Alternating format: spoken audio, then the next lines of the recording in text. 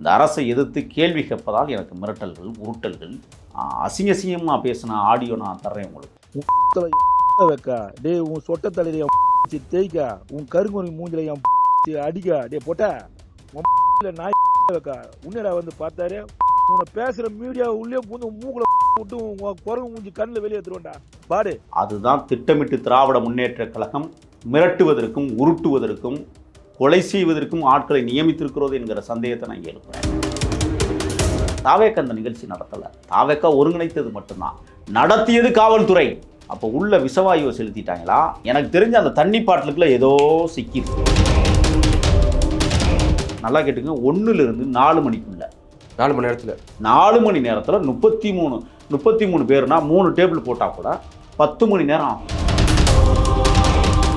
புதிய சிந்தனை நேயர்களுக்கு வணக்கம். இன்றைய சிறப்பு நேர்காணலில் நம்முடைய இணைந்திருக்கும் சிறப்பு விருந்தினர் அரசியல் விமர்சகர் திரு முகில் அவர்கள். சார் வணக்கம். வணக்கம். எப்படி சார் இருக்கீங்க? சட்டப்பேரவை நிகழ்வுகளை பார்க்கிற போது வேதனைகளும் இழப்புகளும், அருந்ததிராய் சொல்வார்கள், வேதனைகளும் இழப்புகளும் வறுமையானால் அது நம் வாழ்வின் மேன்மைக்கான பாடங்களாக்குவோம் என்று. அதுதான் இன்றைக்கு கரூரில் 41 மரணம் நம்மளுக்கு சொல்லி இருக்கிற பாடம். எதிர்கட்சி தலைவர் திரு எடப்பாடி பழனிசாமி அவர்கள் இன்னைக்கு சட்டசபையில் ஏகப்பட்ட கேள்வி எழுப்புறதுக்கு முன்னாடியே முதல்வர் அவர்கள் எழுந்து எல்லாத்தையும் பேச ஆரம்பிச்சிட்டாரு, என்ன நடந்திருக்கு அப்படின்னு. ஆனால் திரு எடப்பாடி பழனிசாமி அவர்களே பேச விடாமல் இன்னைக்கு வெளிநடப்பு பண்ணியிருக்காங்க. வெளிநடப்பு பண்ணி இன்னைக்கு பத்திரிகையாளர் சந்திப்பில் இன்னைக்கு ஏகப்பட்ட கேள்வி கேட்டிருக்காங்க. அவசரமாக எதுக்குங்க போஸ்ட்மார்ட்டம் பண்ணணும்? கரூர் ஜிஹெச்சில் 2 பெஞ்சு தான் இருக்குது அந்த போஸ்ட்மார்ட்டம் பண்ணுறதுக்கு. ஆனால் ஒரு 3 இருக்குங்கிறாங்க. சரி, ஓகே, 3 இருக்கட்டும். எப்படி விடியறதுக்குள்ளே எப்படி இத்தனை பேரை போஸ்ட்மார்ட்டம் பண்ண முடியும் அப்படின்னு பல கேள்விகளை கேட்டிருக்காங்க. எப்படி சார் பார்க்குறீங்க? ரேடார் மூலமாக சிகிச்சை அளிச்சிருப்பான்னு நான் நினைக்கிறேன். அப்படித்தான் இதை கொண்டு போகிறாங்க. அதாவது என்ன சொல்ல போனால் உச்சநீதிமன்றம் கேட்ட கேள்வி தான் அவரே கேட்டிருக்காங்க. ஆமாம், எடப்பாடியார் ரொம்ப தெளிவாக அந்த விஷயத்தில் பேசியிருக்கிறாங்க. ஒன்று, விதி எண் 55 கவன ஈர்ப்பு தீர்மானம், விதி எண் 56 ஒத்தி வைப்பு தீர்மானம், வேறு எதுவும் பேசக்கூடாது, இதை பற்றி பேசலாம் அப்படின்னு சொல்லி 56 எடப்பாடியார் கோரிக்கை வைக்கிறாங்க. இன்றைக்கி நடந்த சட்டசபை நிகழ்வுகள் எல்லாமே தலைகீழாக எதிர்க்கட்சிகள் அல்லது ஆளுங்கட்சியோடு கூட்டணி இருக்கிற கட்சிகள் இவையெல்லாம் கேள்விகளை கேட்பார்கள். எதனால் எப்படி? சில பேர் சொம்பு தூக்கி சட்டமன்ற உறுப்பினர்களும் உள்ளே இருப்பான். எல்லா செயலும் கெட்டதாக இருக்கும், ஆனால் கண்டுக்காமல் இருப்பான். எல்லா செயலும் அயோக்கியத்தனமாக இருக்கும், பேசாமல் இருப்பான். அதுதான் சொம்பு தூக்குறதுங்கிறது. இன்றைக்கி அந்த சொம்பு தூக்குற ஆட்கள்லாம் நிறைய பேர் அங்கே அமைதியாக இருக்கிறத நம்ம பார்க்க முடிஞ்சது. அனைத்து இந்திய அண்ணா திராவிட முன்னேற்ற கழகத்தின் கழக பொதுச் செயலாளர் முன்னாள் முதல்வர் எடப்பாடியார் எதிர்க்கட்சி தலைவர் என்கிற முறையில், இன்னும் பிரதான எதிர்க்கட்சி தலைவர் என்கிற முறையில் அவருக்கு பேச வாய்ப்பு கொடுத்துருக்கணும். ஆனால் முதலமைச்சர் முன்னாடியே என்ன செஞ்சிட்டாரு? ஒரு பயத்தின் முகத்தில் வச்சு செய்ய போகிறாங்க இன்றைக்கி சட்டசபையில். அதையா சார் பயத்தின் முகத்தில்? ஆமாம், ஏன்னா அதிமுக கருப்பு பேச்சு கட்டிட்டு உள்ளே போயிட்டாங்கல்ல. இறந்தது தமிழ்நாட்டு மக்கள் 41 உயிர். அது அரசியலாக பார்க்க வேண்டாம், தமிழர்கள் தானே. என்ன செஞ்சுருக்கணும்? துக்கநிலவை நேற்று நீங்கள் அனுசரிச்சிங்க, இன்றைக்கி கருப்பு சட்டையாவது போட்டு போயிருக்கணும்ல. அந்த துக்ககரமான நிகழ்வுக்கு எங்கள் துக்கத்தை நாங்கள் வெளிப்படுத்துகிறோம்னா, தாவேக்காக்காரங்க இருந்தாங்கன்னா இன்றைக்கி என்ன பண்ணியிருப்பாங்க? உள்ள சட்டசபைகளைன்னா கருப்பு சட்டை அணிஞ்சிக்கிட்டு கேள்வியை கேட்க விட்டுருப்பாங்க. முதலமைச்சரை பேசவே விட்டுருக்க மாட்டாங்க. ஆனால் இருந்தாலும் பொறுமையாக ஒரு அனுபவசாலியாக எடப்பாடியார் என்ன பேசுகிறாருன்னு கேட்டு உள்வாங்கி கொண்டு பேசணும்னு தொடங்கும்போது கேள்வி நேரங்களில் அவர் பேசணும்னு நினைக்கிறாரு. சபாநாயகர் தடுக்கிறாரு. அதை தான் கேட்குறாரு, நீங்கள் தடுப்பதற்கு யார் என்று கேள்வியை பேசாமல் இருங்க, எங்களை பேச விடுங்கன்னு தான் சொல்கிறார். ஆனால் அதற்கும் முரணாக தலைகீழ் மாற்றமாக இன்றைக்கு தமிழ்நாடு சட்டப்பேரவையில் முதலமைச்சர் எழுந்து பேசுகிறார்ல, அதுதான் பயத்தில் முகத்தில். ஏன்னா எதிர்க்கட்சிகள் பேச விட்டுட்டு அதுக்கு பதில் சொல்ல திராணி இல்லைல்ல, தெம்பு வேணும்ல, அதுக்குன்னு ஒரு கட்ஸ் வேணும்ல. ஏன் அந்த கட்ஸ் உங்கள்கிட்ட இல்லை? ஏன் பயந்துக்கிட்டு முன்கூட்டியே நீங்கள் பேசுகிறீங்க? அதை ஒவ்வொரு நாளும் ஆணவப்படுகொலை நடக்கிறது. இன்றைக்கி அதெல்லாம் பேசுகிறதுக்காக அதிமுக களத்தில் நின்னாங்க. ஆனால் இப்போ என்ன சொல்கிறாங்கன்னா, இந்தி ஒழிப்பை பற்றி பேசுவதற்கு இப்போ தயாராகிட்டு இருக்காங்க. அதிமுகவா? திமுகவா? இப்போ சட்டசபைக்குள்ள அதிமுக வெளிநடப்பு, 3/4 மணி நேரம் கழித்து பாரதிய ஜனதா கட்சி வெளிநடப்பு, 4 உறுப்பினர் இருக்கணும். இவங்கெல்லாம் வெளியில் ஏற்றிட்டு இப்போ அங்கே இந்தி எதிர்ப்புக்கு வர்றாங்க. ஏன் தெரியுமா? 4.5 வருஷம் என்ன பண்ணீங்க இந்தி ஒழிப்புக்கு? இந்தி ஒழிக்கப்பட வேண்டியது தமிழ்நாட்டில் நம்மளுடைய தார்மீக கடமை, மாற்று கருத்து இல்லை. பெரியாரையும் அண்ணாவையும் சுமந்தவர்கள் நாம். தமிழ் மொழிக்காக தன்னை தீக்கிரையாக்கி கொண்ட பல தளபதிகளை சுமந்து வந்திருக்கிற நாம் ஏற்றுக்கொள்கிறோம். 4.5 வருஷமாக நீங்கள் எங்கே போனீங்க சொல்லுங்க பார்ப்போம். அப்போ இன்னைக்கு வந்து சட்டசேரவை அவர் கேட்ட தொடர்ச்சியாக நாங்கள் எதிர்த்து தான் வர்றோம். அண்ணா காலத்துலேருந்து இன்று வரையும் நாங்கள் ஹிந்தி எதிர்த்து தான் வரோம். 4.5 வருஷமா அன்னைக்கு ஊர் ஊராக பூந்து போய் கிடக்கு ஹிந்தி. எங்கே நிற்கிறீங்க நீங்கள்? எல்லா ஊர் பேர்களும் ஹிந்தியில் வந்துருச்சு. நீங்கள் என்ன செய்ய போகிறீங்க? தார்பூசி அழிச்சம்ல ஒரு காலத்தில் ஹிந்தி எதிர்ப்பு போடுறோம். அது ஒரு பெரிய கட்ஸ். இன்னும் தமிழ்நாட்டுக்கு வந்து ஒரு தனி மகத்துவம் இருக்குன்றா அது வந்து இந்தி எதிர்ப்பு போர் தான். இன்றைக்கி தமிழ்நாடு அப்படிங்கிற ஒரு பெயர் வர காரணமே இந்தி எதிர்ப்பு தான். இதெல்லாம் புரியாமல் ஏதோ பண்ணிக்கிட்டு இருக்காங்க. ஓகே, அதுக்குள்ளே நம்ம நுழைய வேண்டாம். இப்போ இங்கே வந்து 41 உயிர்கள் தமிழர்கள் பலி கொண்டிருக்கிறார்கள். தாவேக்காவில் உறுப்பினர்கள் இல்லை, அவங்க தேர்தல் களத்திலே நிற்கல, அதனால் உறுப்பினர்கள் நின்றுருந்தால் அவங்களும் ஒரு குறிப்பிட்ட தொகையில் உள்ளே போயிருப்பாங்க. இன்றைக்கி தாவேக்காவினுடைய பொறுப்பை சுமந்திருக்கிற அண்ணா திராவிட முன்னேற்ற கழகம் அப்படி தான் இதை பேசணும். கண்டிப்பாக இன்றைக்கு எதிர்க்கட்சி தலைவர் என்கிற முறையில் அடுக்கடுக்கான கேள்வி பத்திரிகையாளர் சந்திப்பில் வைக்கிறார். அவர் என்ன சொல்கிறாருன்னா, அவை குறிப்பிலிருந்து நான் எழுப்புகிற கேள்வியை நீக்கி விடுவார்கள். இந்த சிறப்பு விவகாரம்லாம். ஆமாம், அப்போ நம்ம எதையுமே அங்கே செய்தியாக வைக்க முடியாது. ஒன்று, நம்மளை பேசுவதற்கு முழுமையாக கேள்விகளை எழுப்புவதற்கு கூட அங்கே அனுமதியை அவங்க கொடுக்கலை.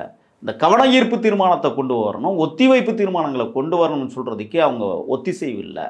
அதனால் நாங்கள் வெளிநடப்பு செஞ்சு வெளியில் வந்து தான் அந்த மக்கள் கோரிக்கைகளை நாம் பேச முடியுங்கிறதுல ரொம்ப தெளிவாக இருந்து என்ன சொல்கிறாருன்னா, முதல் கேள்வியே எடப்பாடியார் கேட்குறது, எவ்வளவு பேர் வருவார்கள் என்பது இந்த அரசுக்கு தெரியும், நிச்சயமாக தெரிந்திருக்க வாய்ப்பு இருக்குது. கண்டிப்பாக உளவுத்துறை இருக்குல்ல சார், உளவுத்துறை கண்காணிக்க சொல்கிறாருன்னா திருச்சி, அரியலூர், நாகப்பட்டினம், திருவாரூர், நாமக்கல் 5 இடங்களில் வந்து தாவேக்காவுக்கு எவ்வளோ பெரிய கூட்டம் கூடுச்சு அப்படின்னு சொல்லி பேசுகிறாரு. இதுக்கிடையில் வந்து அமைச்சர் ஏவா வேலு வந்து சொல்கிறாரு, நீங்கள் வந்து மக்களையெல்லாம் சந்திச்சுக்கிட்டே வந்து ஒரு கூட்டத்தில் பேசும்போது குறைவான கூட்டம், ஆனால் நீங்கள் ஒட்டுமொத்தமாக நீங்கள் பார்க்கும்பொழுது தாவேக்காவோட அதிகமான கூட்டத்தை நீங்கள் பார்த்துட்டே வந்தீங்க. ஆனால் தாவேக்காவில் அப்படி இல்லை, யாரையும் பார்க்காம ஒட்டுமொத்த கூட்டமும் ஒரு இடத்துல இருந்ததுனால தான் இந்த பிரச்சனைக்கு காரணம் அப்படின்னு அவரே ஒத்துக்க. சரியான வாதம் தானே அது? இல்லை, அது சரியாக இருந்தாலும் அவரே ஒத்துக்கிறார். என்ன ஒத்துக்கிறாருன்னா, தமிழ்நாட்டில் அடுத்து ஒரு பெரிய தன்னெழுச்சி அனைத்து இந்திய அண்ணா திராவிட முன்னேற்ற கழகம் பெற்றுக்கொண்டிருக்கிறது, அது எடப்பாடியாருடைய தலைமையில் பெற்றுக்கொண்டிருக்கிறது என்பதை ஒத்துக்கொண்டிருக்கிறார் அமைச்சர் ஏவா வேலு. ஏன்னா நாற்காலிகள் மாநாடு நடத்துகிறவங்க தானே கரூரில் அவங்க. ஆக இந்த சம்பவத்தின் அடிப்படையில் நீங்கள் பார்த்தீங்கன்னா, 2வது விஷயமாக அவர் சொல்கிறது, ஏடிஜிபி வந்து 500 பேர் காவலர்களை நாங்கள் நியமித்தோம் என்று பேசுகிறார். முதல்ல அவங்க பேசியதை தவறு என்றும் சுட்டி காட்டுகிறார். ஒரு அரசு அதிகாரிகள் எப்படி பத்திரிகையாளர்களை சந்திக்க முடியும்? விசாரணை தொடங்கும் போதே இந்த அதிகாரிகள் பேசுகிறார்கள் என்றால் அந்த கோணத்தில் தானே விசாரணை போகும். ஆகையால் அருணா சகதீசன் என்கிற ஒரு நபர் குழு வந்து பொய்யானது, போலியானதுன்னு சொல்லி போட்டு உடைச்சிட்டார். அதெல்லாம் வந்து தவிர்க்கப்பட வேண்டும்ட்டார். இப்போ சட்டப்பேரவையில் வந்து முதலமைச்சர் வந்து 606 பேர்னு நீங்கள் அறிவிக்கிறீங்க, 500 உண்மையா 606 உண்மையா என்கிற கேள்வியை இன்றைக்கு எழுப்பியிருக்கிறார் எடப்பாடியார். அடுத்து நீங்கள் பார்த்தீங்கன்னு சொன்னால், அதிமுக கோரிய இடத்தில் கூட்டம் நடக்க அனுமதி இல்லை. ஜனவரி மாதம் 27ஆம் தேதி 2025 பெருந்தகை பேரறிஞர் அண்ணா அவர்களுடைய அந்த கூற்றை நினைவுபடுத்துகிற விதத்தில் எம்ஜிஆர் அவர்களுடைய பிறந்தநாள் கூட்டம் நடத்தணும். எம்ஜிஆர் வந்து 17/1 பிறக்கிறாரு. அது பொங்கல் நேரமாக இருக்கிறதுனால 27 அவங்க தள்ளி வைக்கிறாங்க. இந்த கூட்டத்திற்கு வந்து அனுமதி மறுக்கப்பட்டது. இன்பத்துறை முன்னாள் நாடாளுமன்ற உறுப்பினர், கரூர் மாவட்டத்தினுடைய அதிமுகவினுடைய மாவட்ட செயலாளர், அவர் வந்து கூட்டம் நடத்துவதற்கு ஏற்பாடு கேட்கும்போது இது போதிய இடமில்லை, இந்த இடத்தில் கூட்டம் நடத்த அனுமதி இல்லைன்னு சொன்னதை இன்றைக்கு எடப்பாடியார் சட்டப்பேரவையிலேயே கேள்வி எழுப்பிட்டார். எங்களுக்கு நடத்த அனுமதி இல்லை, தாவேக்காவுக்கு மட்டும் அந்த குறுகிய இடத்தை எப்படி கொடுக்க முடிந்தது? அப்போ என்ன அவர் எடப்பாடியார் சொல்ல வர்றாருன்னா, நீங்கள் மக்களை ஒரு குறுகலான இடத்துல கொண்டு போய் அடைச்சி திட்டமிட்டு படுகொலை செய்திருக்கிறீர்கள் அப்படிங்கிறதுக்கு தான் அவர் இப்போ பாயிண்டை அடிக்கிட்டார். அடுத்து பார்த்தீங்கன்னா, இல்லை அதே இடத்துல சார் இப்போ அதிமுகவும் அதே இடத்துல தான், அதுதான் ஏவா வேலு சொன்னது. நீங்கள் அங்கேருந்து வரும்பொழுதே நிறைய பேரை சந்திச்சுட்டு வந்தீங்க, நிறைய பேர் இங்கே வரல. ஆனால் இவங்க தாவேக்கா வந்து யாரையுமே சந்திக்காமல் இங்கே சந்திக்க விடாம, அது ஒரு தலைமைக்கு தானே அழகு. ஏன் சார், இப்போ எடப்பாடி அவர்கள் ஒரு அரசியல் வந்து பக்குவம் இருக்குது, அவர் அங்கேயிருந்து மக்களை சந்திக்க வர்றாரு. ஆனால் விஜய் எப்படி இல்லையே சார்? இல்லை, என்ன காரணம்னா இதை காவல்துறை தானே திட்டமிட்டு நடத்துது. நீங்கள் அதை புரிஞ்சுக்கணும். காவல்துறை தான் விஜய் நீ எந்த இடத்துலையும் ஏறி நின்று கை காட்டக்கூடாது, அங்கங்கே பிரச்சனை வரும், உங்களுக்கு உரிய பாதுகாப்பை வந்து நாங்கள் கொடுக்க முடியாது, ஒட்டுமொத்தமாக ஒரு இடத்துல நாங்கள் இது திட்டமிட்டு தான் காவல்துறை வந்து வழிவகை செய்யுது. இல்லைன்னா அவர் விஜய் என்ன இப்போ திருச்சியில் எல்லா இடத்துலையும் கையை காட்டிகிட்டே தானே போனார், எங்காவது பிரச்சனை வந்துச்சா? எல்லா இடத்துலையும் பிரச்சனை வராமல் கரூரில் மட்டும் எப்படி பிரச்சனை வந்ததுன்னு இன்றைக்கி எதிர்க்கட்சி தலைவர் மரியாதைக்குரிய எடப்பாடியார் கேள்வி வைக்கிறாங்களா? அதுக்கு என்ன பதில் இருக்குது சொல்லுங்கள். அடுத்து, நீங்கள் மிக குறுகிய இடத்தில் இந்த இடத்தை கொடுக்கறதுக்கு என்ன காரணம்? 2வது கேள்வி வைக்கிறார். 3வது கேள்வி, வேலுச்சாமிபுரத்தை ஒதுக்கியதின் பின்னணி காரணங்கள் பெரிதாக இருக்கிறது. அவர் சொல்லாமல் சொல்லி வர்றாரு, எல்லாத்தையுமே அழகாக சொல்கிறாரு. அடுத்து என்ன சொல்கிறாருன்னா, காவல்துறை பாதுகாப்பு என்பது அதிமுக அதே இடத்துல கூட்டம் நடந்துச்சு. ஆமாம், 100 பேரை நீங்கள் போட்டிருந்தீங்க, என் கண்ணால் பார்த்தோம்.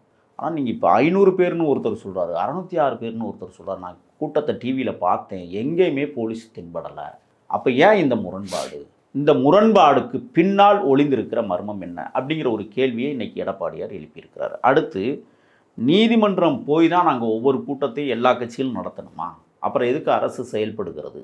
நாங்கள் கேட்ட இடத்த கொடுக்குறதுல உங்களுக்கு என்ன வலிக்குதுன்னு கேட்குறாரு. அது மட்டும் இல்லை, நீங்கள் கரூர்லையே அதிமுக வந்து பேருந்து நிலைய சதுக்கத்தில் கூட்டம் நடத்தணும்னு கேட்டுக்கொண்டாங்க. ஏன் அந்த இடத்த கொடுக்கல? ஆனால் திராவிட முன்னேற்ற கழகம் நீங்கள் வந்து 1 லட்சம் பேர் திரளுவார்கள் என்ற அடிப்படையில் ஒரு கூட்டத்தை நாற்காலிகள் மாநாடு நடத்துனீங்களே, அந்த இடத்த மட்டும் நீங்கள் எப்படி எடுத்துக்கிற போனீங்க? ஏன் அந்த இடமெல்லாம் எங்களுக்கும் கொடுக்கல, தாவேக்காவுக்கும் கொடுக்கல அப்படிங்கிற ஒரு கேள்வியை இன்னைக்கு. இல்லை சார், அது ஒரு மாநாடு, இது வந்து ஒரு மக்கள் சந்திப்பு அப்படிங்கும்போது ஊருக்குள்ளான சார் இப்போ கொடுக்க முடியும் மாநாடு? அது நாற்காலிகள் மாநாடு, மனிதர்கள் மாநாடாக இருந்தால் இருக்கட்டும் சார். பட் வந்து அது வந்து ஒரு மாநாடுனால ஒதுக்கப்பட்ட ஒரு இடத்த கொடுத்துருக்காங்க. சரி, மாநாடு அந்த இடத்த வந்து தேர்ந்தெடுத்து இவங்க தானே. நீங்கள் தானே சொல்றாரு. இல்லை, அது என்னன்னா, நீங்கள் அரசு செய்ய போறீங்க, கேட்டுட்டாங்க. புஷ்யானந்தே கேட்டார், எங்களுக்கு இந்த இடத்த கொடுக்கணும். காவல்துறை என்ன செய்யணும், அரசு என்ன செய்யணும்? இந்த இடம் உங்களுக்கு பத்தாதுங்க, ஏற்கனவே 5 இடத்துல உங்கள் கூட்டத்தை நாங்கள் பார்த்துட்டோம், பிரச்சனை வரும், மக்களுக்கான பாதுகாப்பை நாங்கள் உறுதி செய்யணும். நீங்கள் வந்து மாநாடு நடத்துனீங்கல்ல திமுகவில், மாநாட்டை விட மகா மாநாடு இது, அதை நீங்கள் உணரணும். நீங்கள் திமுக மாநாடு அது மறுக்க முடியாது. என்ன கேட்குறேன்னா, திமுக மாநாடுன்னு சொல்கிறதே தப்பு, அது நாற்காலிகள் மாநாடுங்கிறது அப்புறம் பேசிக்குவோம். நீங்கள் அந்த இடத்த கொடுக்க வேண்டியது தானே. அதை விட மகானான மாநாடு நடக்குது இல்லை. அவங்க வந்து பொருள் வந்து வெவ்வேறையாக இருக்கலாம், மக்கள் சந்திப்புன்னு சொல்லலாம். ஆனால் மாநாடு நடத்துகிற இடத்துல நீங்கள் வந்து ஒரு 20,000 பேர் கலந்துக்கலாம். ஆனால் மக்கள் சந்திப்பில் 1 லட்சம் பேர் கலந்துக்கலாம். நீங்கள் 1 லட்சம் நாற்காலிகள் போட்ட இடத்துல உங்களுக்கு கொடுக்க வேண்டியதானே. ஏன் அதை கொடுக்கல? அப்போ நீங்கள் திட்டமிட்டு 41 பேரை பழிகொள்வதற்காக அல்லது மக்களை பழிகொள்வதற்கு நீங்கள் ஆரம்பம் முதலே வந்து ஒரு நெருக்கடியை உருவாக்கி ஒரு இடத்துல ஒன்றாந்து மக்களை அடைப்பதற்கு வழிவகை செஞ்சுருக்கிறீங்க அப்படிங்கிற குற்றச்சாட்டை இன்றைக்கி அதிமுகவின் மாநில பொதுச் செயலாளர் மரியாதைக்குரிய முன்னாள் முதல்வர் எடப்பாடியார் இந்த கேள்வி வைக்கிறார். இதுக்கு என்ன பதில் இருக்குது? சட்டசபை வளாகத்துக்குள்ள பேச முடியாதது இன்றைக்கி வெளியில் வந்து பேச வேண்டிய தேவை ஏற்பட்டிருக்கிறது என்றால் எவ்வளவு அராஜக ஆட்சி இந்த நாட்டில் நடைபெற்று கொண்டிருக்கிறதை பார்க்க முடியும். அடுத்து பார்த்திங்கன்னா, பிரேத பரிசோதனையில் கவனம். கண்டிப்பாக எடப்பாடியார் கேட்குறாங்க, இரவு 1 மணிக்கு நீங்கள் வந்து பிரேத பரிசோதனை தொடங்கணும்னு சொன்னீங்க, விடிய காலம் 4:30 மணிக்கெல்லாம் எல்லா பணத்தையும் கொண்டு எரித்ததின் மர்மம் என்ன? எப்படி ஒரே இடத்தில் வந்து இவ்வளவு பிரேத பரிசோதனை நடத்த முடியும்?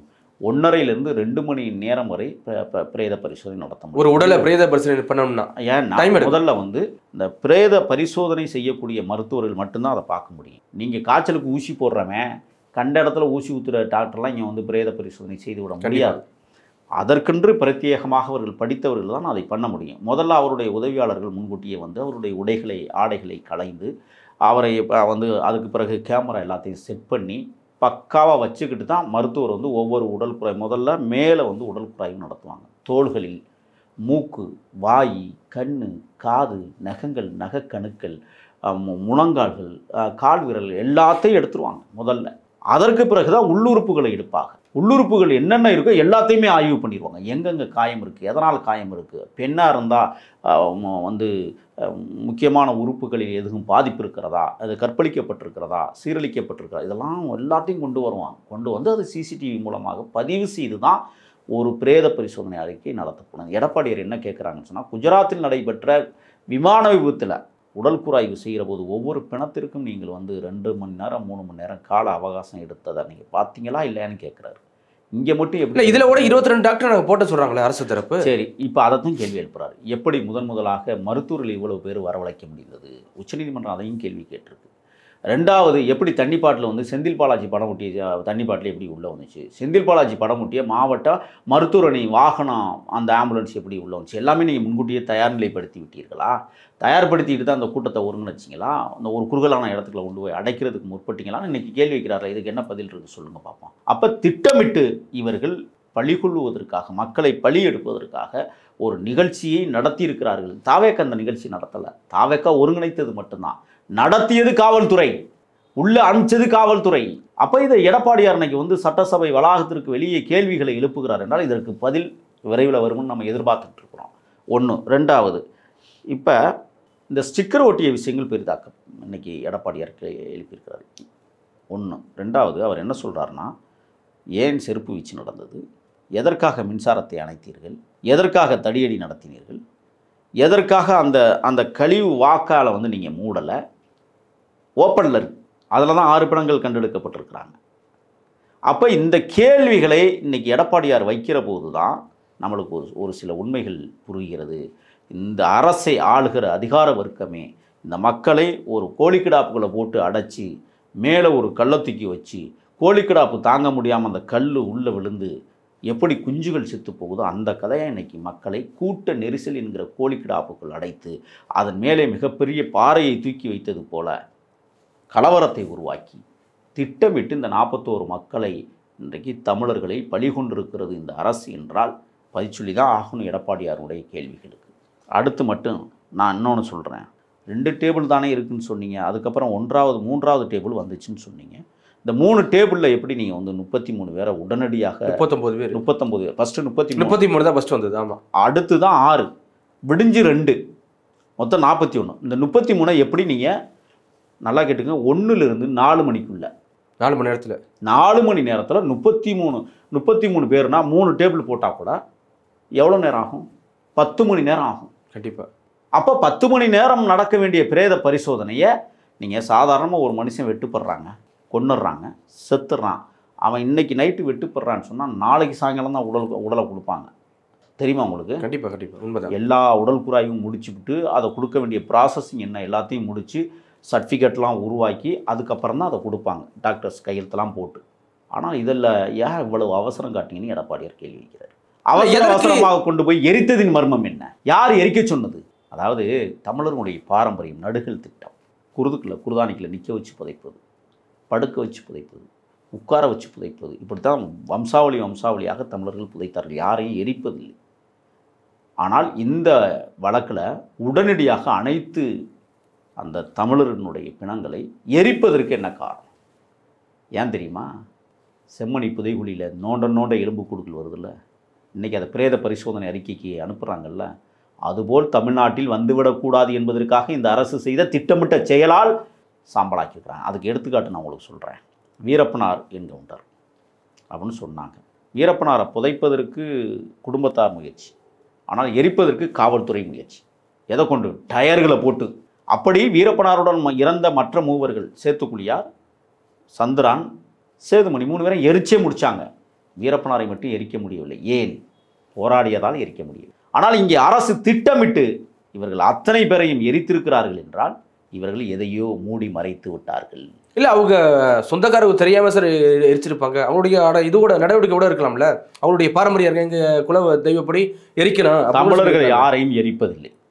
முதவே சொல்லிட்டேன். ஒன்று, இந்த காவல்துறை எவ்வளோ பெரிய நெருக்கடியை கொடுக்குங்கிறத நான் கண்கூட பார்த்தேன். இல்லை, எதுக்கு சார் இப்போ நீங்கள் சொல்கிற மாதிரியே அவசரமாக அந்த போஸ்ட்மார்ட்டம் பண்ணி வெடிக்கிறதுக்குள்ள எதுக்கு எரிக்கணும்? என்ன காரணம், என்ன தேவை இருக்குது இப்போ? அதுதான் தமிழ்நாடு அரசுக்கு. அதுதான் தமிழ்நாடு.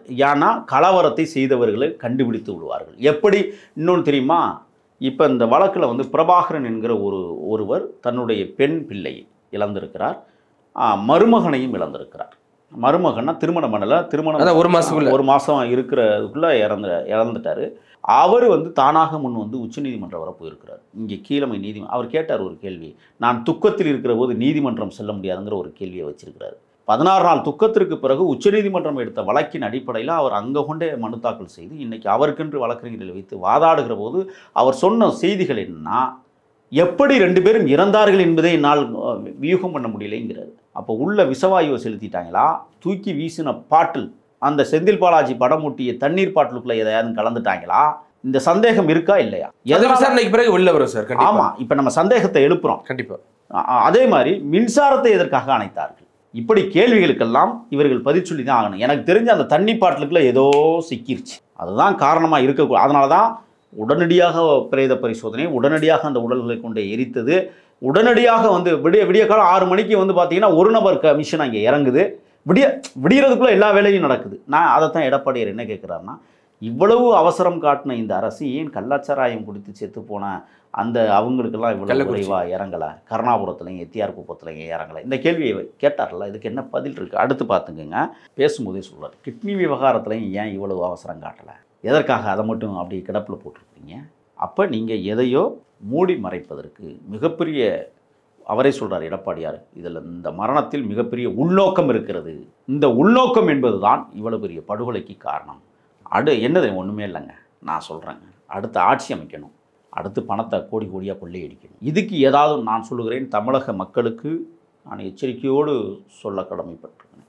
தேர்தல் முடிகிற வரை அவரவர் உயிர்களை அவரவர்களை பாதுகாத்து கொள்ளுங்கள். என் உயிருக்கே உத்தரவாதம் இல்லை தெரியுமா உங்களுக்கு? எத்தனை மிரட்டல்கள்!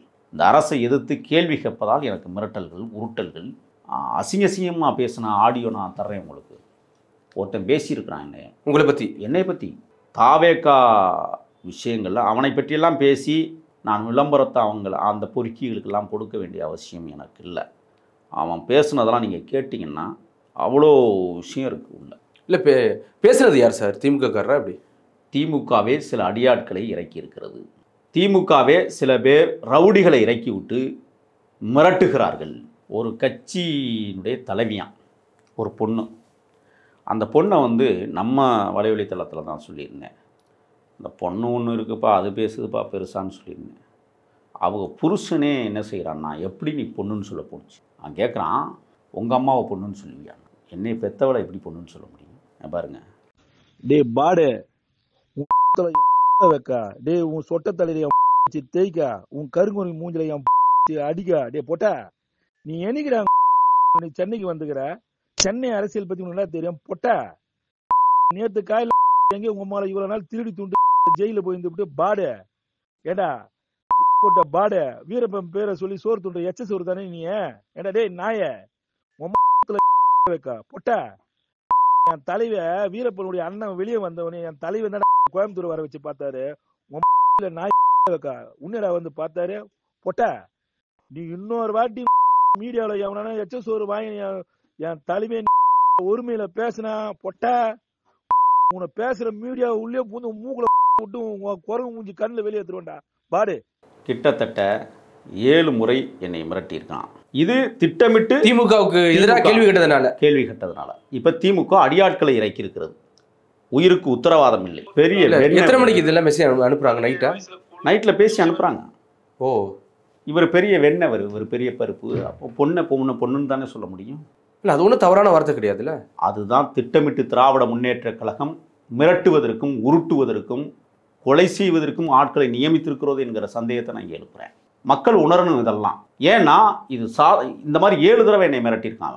அவன் யாருன்னு எனக்கு தெரியல. பட் ஆனால் ஒரு கட்சி, ஆனால் திமுக சொல்றாரு. என்ன சொல்றாரு? திமுக திட்டமிட்டு செஞ்ச வேலை தான். பொண்ணுன்னு சொல்றதுக்கு எதுக்கு திட்டணும்? அப்போ அவனுக்கு ஏதோ உள்நோக்கம் இருக்குல்ல. யார் என்னை மிரட்டுவது? இந்த பாருங்க, ஒரே ஒரு செய்தி சொல்கிறேன். இந்த மிரட்டல் உருட்டல். அவன் கேட்குறான், நீ எங்கே இருக்கிற சொல்லு, நான் வரேன். அட்ரஸே சொல்லிட்டேன், இருக்கிறேன் வாடான். இன்ன வர வரல. புரியுதுங்களா? டே, நாங்கள்லாம் ஜாம்பவான்களை பார்த்தவனுங்க. இவனுங்கள்லாம் ஒரு கொசு அடித்தா அப்படியே நசுங்கி ரத்தம் வெளியில் தெரிக்கும், குடித்த ரத்தத்தை மிரட்டுறானுங்க. அப்போ இது நாடா என்ன? சட்டம் ஒழுங்கு எந்த நிலைமையில் இருக்குது? சந்திச்சிருக்கேன். நான் இன்னைக்கு வர கம்ப்ளைண்ட் பண்ணல. ஏன் தெரியுமா? மீடியாவில் கொடுப்போம், மக்கள் பார்க்கட்டும். இல்லை, உங்களுடைய பாதுகாப்புக்காண்டியே ஒரு கம்ப்ளைண்ட் கொடுத்து வைக்கலாமே. கொடுப்போம், மக்கள் பார்க்கணுங்க. என்னுடைய பாதுகாப்பை உறுதி செய்வதற்கு பார்த்துக்கும். இந்த அரசு தான் எனக்கு பாதுகாப்பு கொடுக்கணும். கொடுக்குமா? என் உயிருக்கு ஏதாவது உத்தரவாதம் இல்லை என்றால் அதற்கு பொறுப்பே இந்த திமுக தான். ஏன்னா நான் வேற யாரையும் கேள்வி கேட்டதில்லை. இல்லை சார், இப்போ இவ்வளவு பெரிய சம்பவம் நடக்குது, அதுவும் குறிப்பாக எந்த ஒரு மாவட்டத்திலும் இல்லாத ஒரு எதிர்பார்ப்பு கரூரில் இருந்துச்சுல்ல. இப்போ இவ்வளவு பெரிய சம்பவம் நடக்கும். இப்போ இதே நீங்கள் சொல்கிற மாதிரியே இப்போ திமுக அரசே நடத்தியிருந்தா ஆளுகின்ற அரசுக்கு தானே கெட்ட பேர் அப்படிங்கிறது தெரியாதா? இப்போ அதான் கெட்ட பேர் வந்திருக்கு. உச்சநீதிமன்றம் என்ன சொல்லியிருக்கு? உச்சநீதிமன்றம் பேசியதை இன்னைக்கு எடப்பாடியார் அவர்கள் தோலுரித்திருக்கிறார்கள். பிரபாகரன் என்கிற அந்த நபரின் உயிருக்கு ஆபத்துன்னு சொல்லி உச்சநீதிமன்றத்துக்கு போன அவர் அந்த கரூர் ஒன்றியத்தினுடைய செயலாளர் எம் ரகுநாதன் என்கிற ஒரு பொறுக்கி நாய் 20 லட்சம் பணம் தரோம், அரசு வேலை வாங்கி தரோம், கேஸை வாபஸ் வாங்க. அவர் கேட்டால் நான் இல்லவே இல்லை, அப்படி என் நம்பர் தான் என்ன காட்டுங்க அப்படிங்கிறாரு. யாரு? இதே இப்போ நீங்கள் சொன்ன ரகுநாதன். நான் கேட்குறேன், நம்பர் எத்தனை சிம்மு வேணாலும் வாங்கி பேசி விட்டு கலட்டி தூக்கி வீசி இல்லாமல் நான் எதுவுமே பேசலைங்கிறாரு. நான் எதுவுமே சும்மா சொல்லுவாரா பிரபாகரன்? அவருக்கு என்ன அவசியம் இருக்குது? நான் கேட்குறேன், இந்த உச்சநீதிமன்ற வழக்கில் இன்னைக்கு முன்னாள் அமைச்சர், மத்திய அமைச்சர், தலைமை வழக்கறிஞர் கபில் சிபல், திராவிட முன்னேற்ற கழகத்தின் நாடாளுமன்ற உறுப்பினர் வில்சன், அட்டர்னி ஜெனரல் முகுல் ரோபதி, அசோக் முனுஷின், பெரிய பெரிய வழக்கறிஞரை வச்சு இன்னைக்கு உள்ள நுழைஞ்சு தாவேகாவில் நடைபெற்ற இந்த கூட்ட பேரணியில் படுகொலை செய்யப்பட்ட 49 பேருக்கு எதிராக வாதாடுகிறார்கள். ஆதரவு எதிராக வாதாடல சார். இது சிபிஐ விசாரணை வேண்டாம், நாங்களே எடுத்துக்கொண்டு சொல்றாங்க. எதுக்கு சிபிஐ விசாரணை வேண்டாம்? அஜித்குமாருக்கு மட்டும் எப்படி அவசரமாக கொடுத்தீங்க? அண்ணன் ஆம்ஸ்ட்ராங்கு இப்போ உச்சநீதிமன்றம் போய் தானே வாங்கியிருக்காங்க. உங்கள் ஆட்சி படுதோல்வி அடைந்திருக்கிறது. நீங்கள் தொடர்ச்சியாக தோல்வி அடைந்து கொண்டிருக்கிறீர்கள். முதல்ல இன்னொன்றுங்க, 2022 கள்ளக்குறிச்சி ஸ்ரீமதியினுடைய மரணத்திற்கு உண்மைத்தன்மை உலகறிய செய்திருந்தால், அந்த சம்பவத்தை எதிர்க்கட்சிகள் கையில் எடுத்து இதே போல போராடி இருந்தால், அன்னைக்கு எடப்பாடியார் அதை கோட்டை விட்டுட்டார்.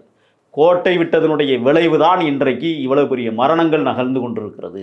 ஸ்ரீமதி மரணத்திலேயே ஒரு மிகப்பெரிய தாக்கத்தை உருவாக்கி இருந்தால், தொடர்ச்சியாக இத்தனை படுகொலைகள் நடந்திருக்கிறதுக்கு முட்டுக்கட்டையாக இருக்கும். எதிர்க்கட்சி அன்னைக்கு எடப்பாடியார் இதை ஏன் விட்டுட்டாருன்னு எனக்கு இன்னைக்கு வர தெரியல. அதுதான் தொடக்கம் அந்த ஆட்சிக்கு. ஆனால் அந்த ஸ்ரீமதியினுடைய மரண வழக்கை கள்ளக்குறிச்சி நீதிமன்றத்தில் ஊற்றி மூடிவிட்டார்கள். இன்னைக்கு சென்னை உயர்நீதிமன்றத்தில் இந்த வழக்கை மீண்டும் தொடுக்கிறதுக்கான ஏற்பாடுகளை மரியாதைக்குரிய தோழர் பாப்பா மோகன் அவர்கள் கையில் எடுத்திருக்கிறார். இப்போ என்னோட கேள்வி என்ன இருக்கும் சார், இப்போ இதை குறித்து ஓப்பனாக வெளியில் சட்ட போராட்டம் பண்ணுறது எல்லாமே பண்ண வேண்டிய வேலை தாவேகாவுக்கு இருக்குது. அதை தாண்டி ஏன் இப்போ அதிமுக கலைவராங்கன்னா, அதிமுக கூட்டத்தில் கூட இப்போ தாவேகா கொடி பறக்குது பத்தியலா அப்படிங்கிறாரு எதிர்கட்சி தலைவர்.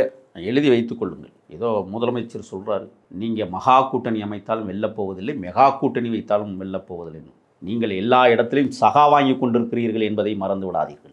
உங்களுக்கு கூட்டணி கட்சியில் ஏதோ பெருமையோடு பேசி கொண்டிருக்கிறார்கள் இவர்கள். காங்கிரஸ் மோத ஆரம்பித்திருக்கிறது, பார்த்துக்கிட்டே இருக்குங்க. விடுதலை சிறுத்தைகள் நெருப்பாற்றலில் நின்று கொண்டிருக்கிறது. இந்த கார் எடுத்த விவகாரத்தில் எவ்வளோ பெரிய பிரச்சனை இப்போ ஓடிக்கிட்டு இருக்கு தெரியுமா? வழக்கறிஞர்களுக்குள்ளேயே சாதி பிரிவுகள் வந்திருக்கிறது. நான்லாம் ஜாதி வெறி பிடிச்சவன்னு ஒரு கூட்டம், நான்லாம் சமூக நீதியை பாதுகாக்கிறேன்னு ஒரு கூட்டம். இன்றைக்கி உயர்நீதிமன்றம் கலைபரமாகி கொண்டிருப்பதை கவனத்தில் எடுத்துக்கொள்ள வேண்டும். திராவிட முன்னேற்ற கழகம் வர்ற தை பிறந்தால் வழி பிறக்கும். அப்படித்தானே பழமொழி? சுக்குநூறாக உடைவதற்கான சாத்தியக்கூறுகளை இந்த அரசை உருவாக்கி விட்டது. நீங்கள் அதனால தான் தாவேகா கூடி அதிமுகவுடைய கூட்டங்களில் பறக்குது. இப்போ இன்னொரு செய்தி வந்திருக்கு தெரியுமில்ல உங்களுக்கு? என்னது? தாவேகா பிரச்சார கூட்டங்களில் தாவேகா கொடி பறந்தது மட்டும் இல்லை, இப்போ காங்கிரஸ் கொடியும் பறப்பதாக செய்தி. எப்படி இருக்குது? இல்லை, அந்த 41 உயிரை வச்சு இன்னைக்கு அரசியல் பண்ணாங்களே எப்படி சார் ஆளாளுக்கு? இல்லை, யார் அரசியல் பண்ணுது? அதிமுக இருக்கட்டும், அதிமுக அரசியல் பண்ண, திமுகவா இருக்கட்டும், நான் என்ன திமுக அரசியல் இல்லை பிஜேபியா இருக்கட்டும், இல்லை திமுக அரசியல் செய்தது. ஸ்டிக்கரை ஒட்டி போட்டது, ஸ்டிக்கரை ஒட்டி வண்டியை வாகனத்தை உள்ளே விட்டது, அடுத்து 2 மணி நேரத்தில் முதலமைச்சர் அங்கே போய் பார்த்தது, வெளிநாட்டில் இருந்த துணை முதலமைச்சர் இப்போ எங்கே இருக்கிறாருன்னு தெரியல, அதுக்கு ஓடி வந்தது. யார் அரசியல் செய்தது? யார் அரசியல் செய்வது? நீங்கள் தான் அரசியல் பண்ணிக்கிட்டு இருக்கிறீங்க அந்த படுகொலைகளை வைத்து. நான் கேட்குறேன், இந்த 41 பேருக்கு வச்சு நீங்கள் இப்போ இவ்வளோ அரசியல் பண்ணுறீங்களா? எத்தியார் குப்பத்திலையும் கருணாபுரத்திலையும் நடைபெற்ற சாராய மரணங்களை வச்சு நீங்கள் அரசியல் பண்ணி பாருங்கள் பார்ப்போம். ஏன் அதை பண்ணலை? அந்த இடத்துல எதிர்கட்சி இல்லையே சார், அதாவது பின்வாங்கிருச்சு இல்லை. இப்போ நீங்கள் சொல்கிற மாதிரி இப்போ இன்றைக்கி 41 உயிர் இருக்குல்ல, இதற்கு திரு எடப்பாடி அவர்கள் இன்றைக்கி அவ்வளோ போராட்டம் பண்ணார் இன்றைக்கி சட்டசபையில். அன்றைக்கி ஏன் கோட்டை விட்டார் அப்படி? இல்லை, அதுதான் நம்ம வைக்கிற கேள்வி. எடப்பாடியார் அன்னைக்கு பேசியிருக்கணும், ஏன் பேச மறுத்தார் என்பது எனக்கு புரியவில்லை. ஆனால் அவர் அன்னைக்கு பேசியிருந்தால், ஸ்ரீமதி விவகாரத்தில் பேசியிருந்தால், இன்றைக்கு இவ்வளோ பெரிய பிரச்சனையை அதிமுக சந்தித்திருக்காது. இன்றைக்கி வெளிநடப்புகள் எவ்வளோ பிரச்சனை. நான் கேட்குறேன், நீங்கள் வானூர்தி சாகச நிகழ்ச்சிகள் நடத்துனீங்களே, 5 தமிழர்கள் படுகொலை செய்யப்பட்டார்கள்ல, அதை பற்றி இன்றைக்கி யாராவது பேசுகிறாங்களா? திமுக ஆட்சியில் தானே. இதே முதலமைச்சர் கலந்து கொண்ட நிகழ்வில் தானே, முதலமைச்சர் குடும்பமே கலந்து கொண்ட நிகழ்வில் தானே, அமைச்சர் பெருமக்களுடைய வம்சாவளி தோன்றர்கள் அத்தனை பேரும் கலந்து கொண்ட நிகழ்வு தானே. 5 தமிழர்கள் படுகொலை செய்யப்பட்டார்களே, யார் பேசினார்கள்? ஆக இன்றைக்கு தமிழகம் ஸ்தம்பித்து கொண்டிருக்கிறது. 41 உயிர்களுக்கு நீதி வேண்டி இன்றைக்கு களத்திற்கு அதிமுக வந்திருக்கிறது என்றால், இப்போ தான் எடப்பாடியார் சரியான புரிதலை, சரியான இடத்தை நோக்கி நகர்கிறார் என்பதில் மாற்றமில்லை. இன்னொன்று, பாஜக என்ன பண்ணிக்கிட்டு இருக்குது, அதுக்கு மக்கள் தீர்ப்பளிப்பாங்க. பாஜக யார் என்ன ஏதுங்கிறத மக்கள் பார்த்துக்கோங்க, நம்ம பார்க்க வேண்டிய அவசியம் இல்லை. அதுக்குள்ள நுழையவும் நான் விரும்பலை. அதிமுக இன்றைக்கி பிரதான எதிர்க்கட்சி. எடப்பாடியார் முன்னாள் தமிழக முதல்வர், இந்நாள் எதிர்க்கட்சி தலைவர். அவருடைய செயற்பாடுகளை என் போன்றவர்கள் உற்று கவனித்துக் கொண்டிருக்கிறோம். அவர் என்ன சொல்ல போகிறார்? ஆளுங்கட்சி எதை வேணாலும் சொல்லும், எதிர்க்கட்சி தான் உண்மையை, நியாயத்தை வெளிப்படையாக பேச முடியும். அந்த செயற்பாட்டை இன்றைக்கு எடப்பாடியார் கையில் எடுத்திருக்கிறார். கோடான கோடி வாழ்த்துக்களை நாம் அவருக்கு உரித்தாக்குவோம். நான் நன்றி சொல்வதை விட, தமிழக வெற்றி கழகத்தினுடைய தலைவர் மரியாதைக்குரிய விஜய் அவர்கள் எடப்பாடியாருக்கு 1000 நன்றிகளை சொல்ல வேண்டிய இடத்தில் அவர் இருக்கிறார். அவருக்கு தான் அந்த பொறுப்பு இருக்குது. கண்டிப்பாக. இப்போ இது ஒரு பக்கம் இருக்கட்டும் சார். இப்போ அதிமுக கூட்டத்தில் இப்போ தாவேகா கொடி பறக்குது. திரு எடப்பாடி அவர்கள் சொல்கிறார், பற்றிலாம் கொடி பறக்குதா, மெகா கூட்டணி உருவாயிடுச்சு அப்படிங்கிறாரு. எப்படி சார் இப்போ தாவேகா அதிமுக கூட்டணிக்குள்ளே போயிருச்சா? ஒரு பக்கம் பாஜக இருக்குது. தாவேகாவுடைய மிகப்பெரிய எதிரின்னு பார்த்தீங்கன்னா கொள்கை எதிரி பிஜேபி அதிமுக கூட்டணிக்குள்ளே இருக்குது. அந்த சமயத்தில் இப்போ கூட்டணி மெகா கூட்டணி உருவாயிச்சு சொல்றாரு திரு எடப்பாடி அவர்கள். விஜய் அவர்கள் உள்ள வந்தாலும் சந்தோஷம் தான், இல்லைன்னு நான் சொல்லலை. ஆனால் கொள்கை எதிரி உள்ள இருக்கே, அதை வச்சுட்டு எப்படி திரு எடப்பாடி உள்ள போல்டா பேசுறாரு? 1.3% வாக்குகளை மட்டுமே வைத்திருக்கிற பாரதிய ஜனதாவால் அதிமுக கூட்டணியில் எந்த விதமான தாக்கத்தையும் ஏற்படுத்தாது. ஆனால் விஜய் ஒரு மிகப்பெரிய தாக்கத்தை ஏற்படுத்தக்கூடிய இயக்கமாக இன்றைக்கு பரிணமித்து வளர்ந்திருக்கிறது. ஆகையால் விஜய் இன்றைக்கு கூட்டணிக்கு தயாராகி கொண்டிருக்கிறார் என்பதில் மாற்றமில்லை. பேசுவாங்க. இந்த பேச்சுவார்த்தையில் பாரதிய ஜனதா இருக்கிற கூட்டணியில் தாங்கள் இல்லை. பாரதிய ஜனதாவை வெளியேற்றினால் உங்களோட கூட்டணிக்கு நாங்கள் தயார். ஏன்னா எதிர்கால வரலாறு வேறு மாதிரி பேசிடும். விஜயகாந்த் ஒரு முடிவெடுத்தாங்க அதிமுகவோடு கூட்டணி என்பதை. ஆனால் அங்கீகரிக்க மறுத்தது விஜயகாந்தோ அம்மையார் ஜெயலலிதாவோ அல்ல, மக்கள் இன்றைக்கி அதை யோசிக்கிறான். விஜயகாந்தை நாங்கள் அங்கீகரிக்க மறுத்ததோ, ஆனால் விஜயை நாங்கள் அங்கீகரிக்காமல் விடமாட்டோம் என்கிற விஷயத்தையும் பேசுகிறாங்க மக்கள். ஆகையால் அதிமுக தாவேகா கூட்டணி என்பது தவிர்க்க முடியாத கூட்டணியாக, அதான் முதவே சொன்னேன், தை பிறந்ததற்கு பிறகு வழி பிறக்கிறது. அதேபோல் திமுக கூட்டணி சுக்கு நூறாக உடைய தயாராகி கொண்டிருக்கிறது. அதுவும் அதில் இருக்கிற விடுதலை சிறுத்தைகளும் நிச்சயமாக அதிமுக தலைமையை ஏற்பதற்கு தகுதியான கட்சிகளாக இருக்கிறார்கள், வருவார்கள். பார்த்துட்டே இருங்க நீங்கள். இப்போ இதில் வந்து அவர் திரு விஜய் தரப்பு எந்த ஒரு எதிர்ப்பும் தெரிவிக்கலை, ஒன்று ஆதரவும் தெரிவிக்கலை. இல்லை நீங்கள் நாங்கள் கொள்கை எதிரோடு நீங்கள் கூட்டணி வச்சிருக்கீங்க, அதனால் நாங்கள் வரமாட்டோம் அப்படின்னு கூட சொல்லலையே சார். என்ன காரணம்? ஒருவேளை இதை வரவேற்கிறாங்களா? அப்படி இல்லை, நீங்கள் 16 நாள் துக்கம் என்பதை அவர்கள் அனுசரிச்சுக்கிட்டு இருக்கிறாங்க. அது மட்டும் இல்லை, பாதிக்கப்பட்ட மக்கள் அந்த குடும்பங்களோடு ஒரு பெரிய நீண்ட உரையாடலை விஜய் அவர்கள் பண்ணிக்கிட்டு இருக்காங்க. களப்பணியாளர்களை கரூரில் களத்தில் இறக்கி விட்டுருக்குறாங்க. வேலைகள் மும்முரமாக நடந்து கொண்டிருக்கிறது. இப்போ அடுத்து ஒரே இடத்துல அந்த 41 குடும்பத்தையும் வரவழைத்து சந்திப்பதா, இல்லை வீடு வீடாக போய் பார்த்து மக்களை சந்திப்பதா அப்படிங்கிற விஷயங்களில் பேச்சுவார்த்தைகள் போய் கொண்டிருக்கிறது. அதனால தான் நேற்று புஷி ஆனந்த், நிர்மல்குமார் போன்ற தலைவர்கள்லாம் விஜய் சந்தித்து 20 நிமிடம் பேச்சுவார்த்தை நடத்தியிருக்கிறார்கள். ஆல்ரெடி ஆதவ் அர்ஜுனா அவர்கள் களத்தில் இறங்கி வேலையை செய்து கொண்டிருக்கிறார். மாறி மாறி ஓடிக்கொண்டிருக்கிறார் அந்த வேலைகளை கூர்ந்து கவனித்து கொண்டு. ஆகையால் தமிழக வெற்றி கழகம் அடுத்த அடியை எடுத்து வைப்பதற்குள் ஆடி கிடக்கிறது திராவிட முன்னேற்ற கழகம் அப்படின்னு எடுத்துக்கலாமா? நல்லா எடுத்துக்குங்க. உச்சநீதிமன்றம் வச்ச கொட்டில் எங்கே திக்கு முக்காடி போய் நிற்கிது திமுக, என்ன பதில் சொல்ல போகிறாங்கன்னே தெரியல. நான் சொல்லுகிறேன். ஆனால் திமுக தரப்பு என்ன சொல்கிறாங்கன்னா, தாவேகா பிஜேபி சிக்கிருச்சு, வாண்டடாக சிக்கிருச்சு, வேறு வழியே இல்லை, ஏன் தப்பிக்க முடியாது அப்படிங்கிறாங்க. ஏன் இவங்க 2001 2011 பாஜகவோட கூட்டணி வச்சு சிக்கி எப்படி நீங்கள் வெளியில் வந்தீங்க? அப்போ நீங்கள் சிக்கலையா? அதை பற்றி பேசுங்க பார்ப்போம். ஏன் அதை பேச மாட்டேங்கிறீங்க? தாவேக்கா சிக்குதுன்னே வச்சுக்குவோம். தெரியும், தலைவருக்கு தெரியும், விஜய்க்கு தெரியும், எந்த இடத்துல எங்கே யாரை எப்போ அடிப்போம்னு தெரியும். அடிக்கத்தான் போகிறாங்க, பொறுத்துருங்க நீங்கள். அதிமுக தாவேக்கா கூட்டணி என்பது தமிழகத்தில் எழுதப்பட்டு கொண்டிருக்கிற விதி. அதனால தான் மெகா கூட்டணி, அதனால தான் அவர் மெகான்னு பேசி சட்டசபையில் தடுமாறி கொண்டிருப்பதை நான் பார்க்க முடிகிறது.